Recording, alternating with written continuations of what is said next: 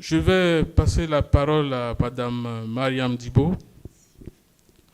Alors, vous êtes PCA d'Advance Côte d'Ivoire, après avoir été directrice générale pendant 6 ans, si c'est exact, si mes souvenirs sont bons.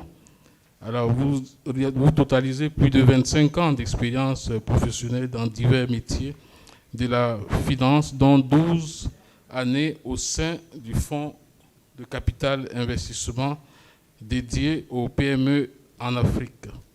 D'abord Emerging Capital Partners, puis à Adenia plutôt, où vous étiez en charge de l'exécution des transactions dans la sous-région et du suivi du portefeuille.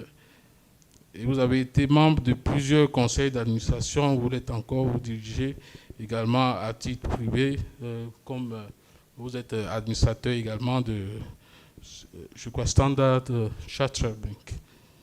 Alors, la première question que je vais vous poser, c'est celle-ci. Pourquoi est-ce que l'inclusion financière est si importante pour l'économie?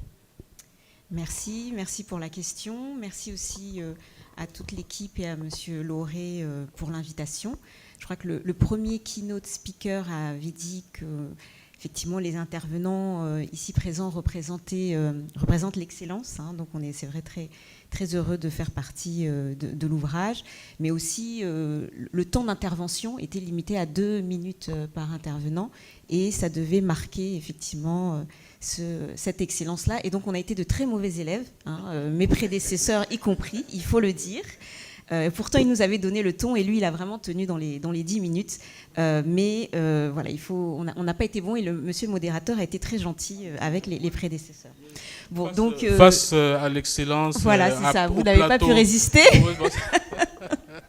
Donc merci à l'audience en tout cas pour sa patience. L'inclusion financière, oui, évidemment, c'est clé. Il y a vraiment des études qui montrent que plus on avance dans l'inclusion financière, plus on génère des points de croissance de PIB en plus. L'inclusion financière, c'est pas seulement avoir un compte bancaire. On peut ouvrir des comptes, mais pour autant, et donc aujourd'hui, on a en termes de bancarisation stricte en Côte d'Ivoire, on va dire 20% de taux de bancarisation stricte. Et puis quand on ajoute les microfinances, quand on ajoute les telcos, on arrive à près de 80%. Donc ça veut dire qu'aujourd'hui, techniquement, tout le monde a au moins un compte bancaire ou un compte mobile money. La question derrière, c'est qu'est-ce qu'on en fait? Et donc à travers ces comptes-là, il faut qu'on arrive à vendre des services. Et dans ces services-là, vous avez de l'épargne, vous avez du crédit, vous avez aussi des assurances. Et donc tout ça, ce sont des services qui vont rendre les entreprises qui y ont accès et aussi les ménages moins vulnérables.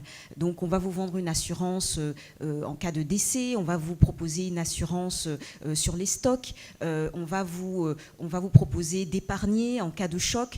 Et donc pour tous les chocs qui vont arriver finalement dans la vie, pour toutes les variations, je dirais, dans le parcours d'une entreprise, dans le parcours d'une vie, vous allez être plus résistant. Et donc une entreprise qui est plus résistante, qui est plus durable, c'est une entreprise qui va investir, c'est une entreprise qui va créer des emplois, et donc c'est une entreprise qui va contribuer à créer de la valeur dans son économie. Et donc c'est cette inclusion financière-là, donc associée aux services qui sont rendus à ces entreprises et à ces ménages, qui va baisser la vulnérabilité et donc permettre de contribuer au développement. Voilà. Bravo, bravo. Alors vous êtes également diplômé de l'ESSEC. Je pense que ça peut le dire, parce que l'ESSEC de Paris, c'est pas n'importe où. Et vous avez choisi de mettre votre expertise au service d'un leadership responsable tourné vers l'impact et l'innovation, et avez donc accompagné des organisations majeures. Vous êtes notamment membre du conseil, membre du fonds d'investissement WIC Capital, qui est le premier fonds d'investissement dédié aux entreprises dirigées par des femmes dans la région francophone de l'Afrique de l'Ouest. Alors, cette expérience peut-elle, l'expérience avec sa WIC Academy, peut-elle être dupliquée à grande échelle, notamment en Côte d'Ivoire, pour former une nouvelle génération de femmes dirigeantes d'entreprises? Merci. Alors, l'investissement, c'est vrai, c'est mon expertise. l'investissement impact, ça c'est ma passion. Donc juste pour rappeler, le WIC dont vous avez parlé, c'est le Women Investment Club. Ce sont 2 clubs d'investissement de 100 femmes au Sénégal, 70 en Côte d'Ivoire, qui ont décidé de mettre leur épargne en commun et que cet argent-là serve au développement de l'entrepreneuriat féminin. Donc ensemble, on a monté un fonds avec notre argent. On a aussi réussi à convaincre des institutionnels internationaux, des institutionnels régionaux aussi, pour monter un fonds d'une trentaine de millions de dollars qui va investir dans des futures PME championnes nationales et des PME qui sont dirigées par des femmes.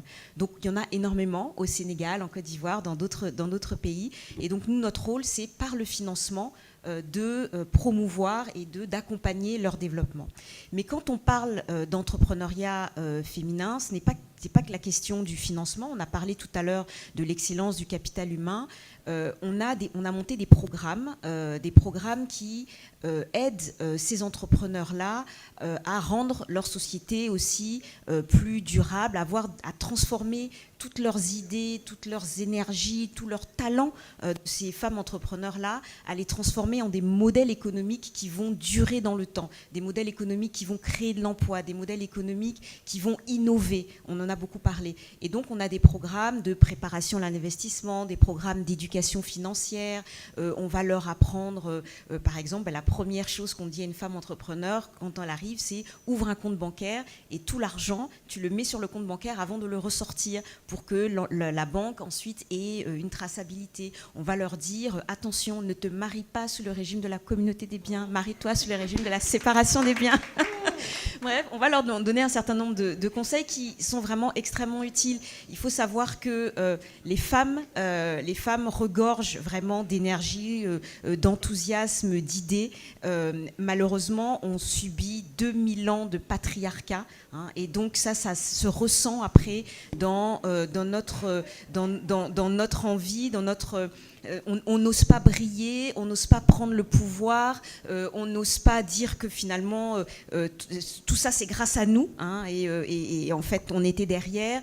Et donc, or, quand on veut réussir dans une sphère économique qui est faite par les hommes et pour les hommes, eh ben, il faut se rendre visible, et malheureusement les femmes ne savent pas bien faire ça. Et donc nous, notre rôle et le rôle de tous ces programmes-là, c'est d'apprendre à ces femmes-là à être visibles et à montrer tout leur potentiel et ainsi arriver à exister et à surmonter tous les obstacles d'un monde qui est vraiment fait pour et par les hommes. Merci.